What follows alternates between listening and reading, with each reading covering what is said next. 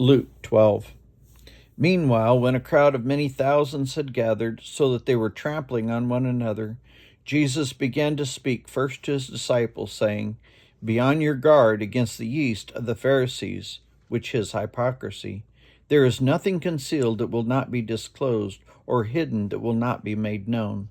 What you have said in the dark will be heard in the daylight. What you have whispered in the ear in the inner rooms will be proclaimed from the roofs. I tell you, my friends, do not be afraid of those who kill the body and after that can do no more. But I will show you whom you should fear. Fear him who, after your body has been killed, has authority to throw you in hell. Yes, I tell you, fear him.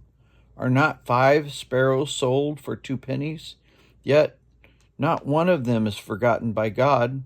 Indeed, the very hairs of your head are all numbered. Don't be afraid, you are worth more than many sparrows.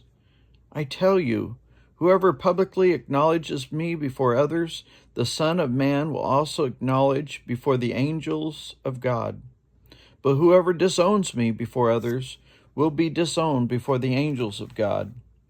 And everyone who speaks a word against the Son of Man will be forgiven, but anyone who blasphemes against the Holy Spirit will not be forgiven.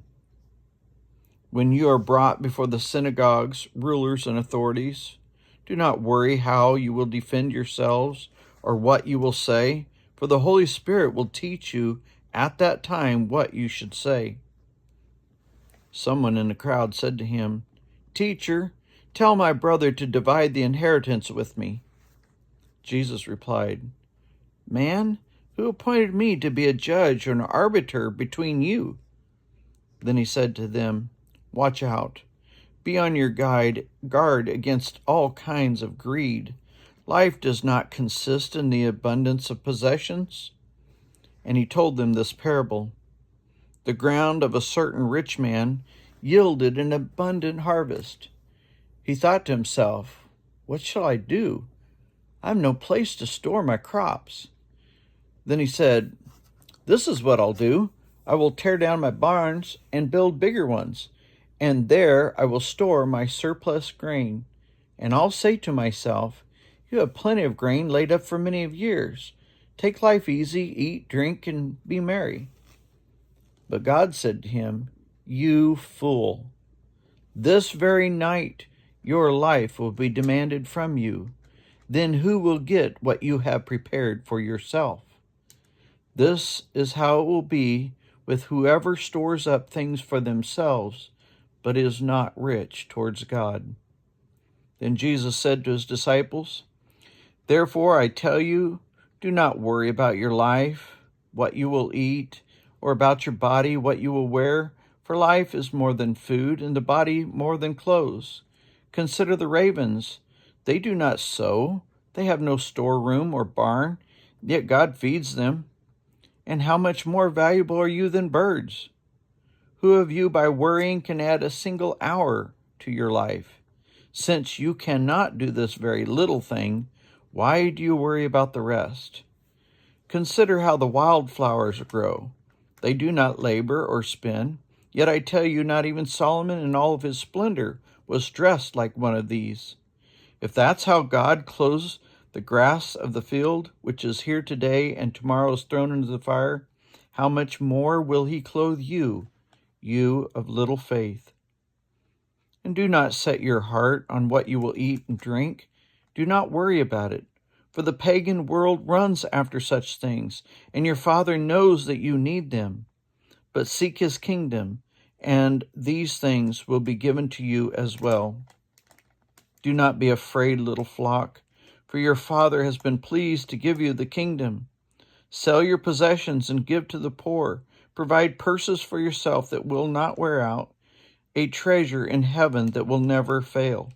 For there, where no thief comes near and no moth destroys, for where your treasure is, there your heart will be also.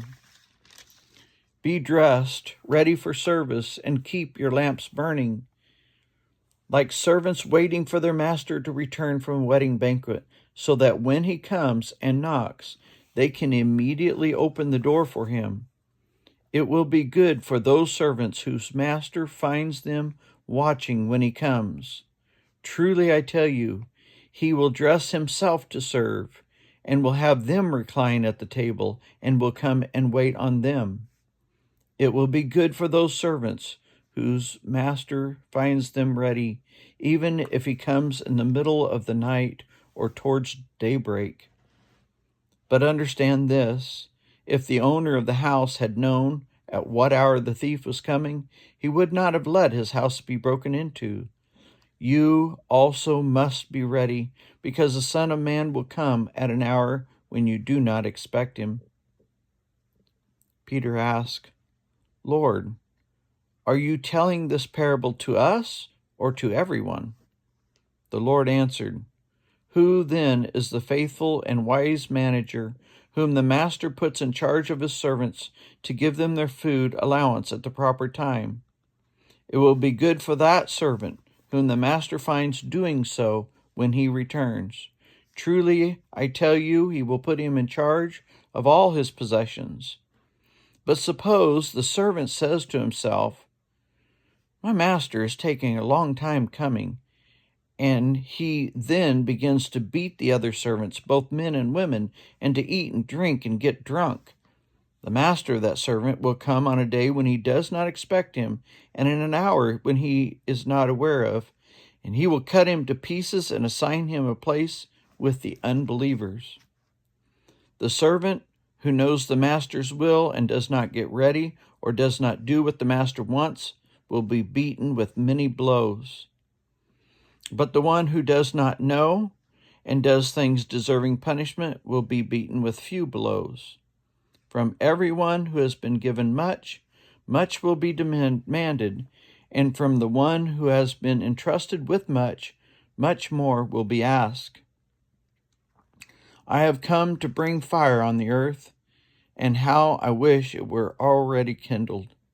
But I have a baptism to undergo, and what constraint I am under until it is completed. Do you think I come to bring peace on the earth? No, I tell you, but division. From now on there will be 5 in one family divided against each other, 3 against 2, and 2 against 3. They will be divided, father against son, and son against father, mother against daughter, and daughter against mother, and mother-in-law against daughter-in-law, and daughter-in-law against mother-in-law. He said to the crowd, When you see a cloud rising in the west, immediately you say, It's going to rain, and it does. And when the south wind blows, you say, It's going to be hot, and it is. Hypocrites! You know how to interpret the appearance of the earth and the sky. How is it that you don't know how to interpret the present time? Why don't you judge for yourself what is right? As you are going with your adversary to the magistrate, try hard to be reconciled on the way, or your adversary may drag you off to the judge, and the judge turn you over to the officer, and the officer throw you into prison. I tell you, you will not get out until you have paid the last penny.